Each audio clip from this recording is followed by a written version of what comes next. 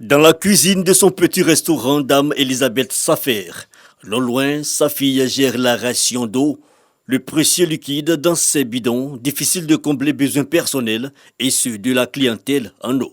On soupe pour avoir l'eau, on s'en tire puis pour avoir l'eau pour boire. L'eau que puis là aussi, c'est pas bon. Pour prendre l'eau là, on s'en dans la kiosque. Il y a un monsieur qui nous donne l'eau, 3 bidons à 100 francs.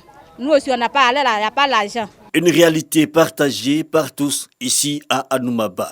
Une sous-préfecture de plus de 7000 habitants. L'unique forage date de 1978 et ne débite que 100 mètres cubes alors que le besoin en eau est de 645 mètres cubes, un déficit de 80%, d'où l'importance de l'activité du jour. Le ministre de l'Hydraulique, Laurent Tchagba, accompagné des forces vives et cadres de la région dont l'inspecteur général d'État, Wandoli Théophile, lance les travaux de construction du futur château d'eau.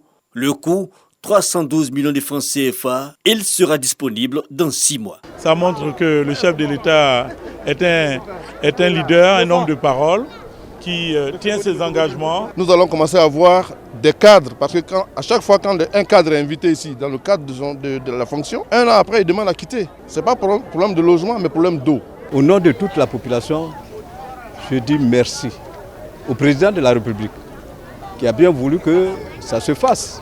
Ambiance similaire la veille à Abongwa, dans la sous-préfecture de Kotobi, département d'Ara. Des travaux d'équipement, d'infrastructures et d'extension du réseau d'eau sont lancés dans une autre localité, à Siakomassi, dans le département de Bongwanou. Un système hydraulique urbain est inauguré. C'était une tournée pour répondre à l'appel et je dirais à l'attente des populations au passage du président de la République lors de sa visite d'État. Le Moronou a fait des doléances et les doléances de la population, le numéro 1 c'est de l'eau potable.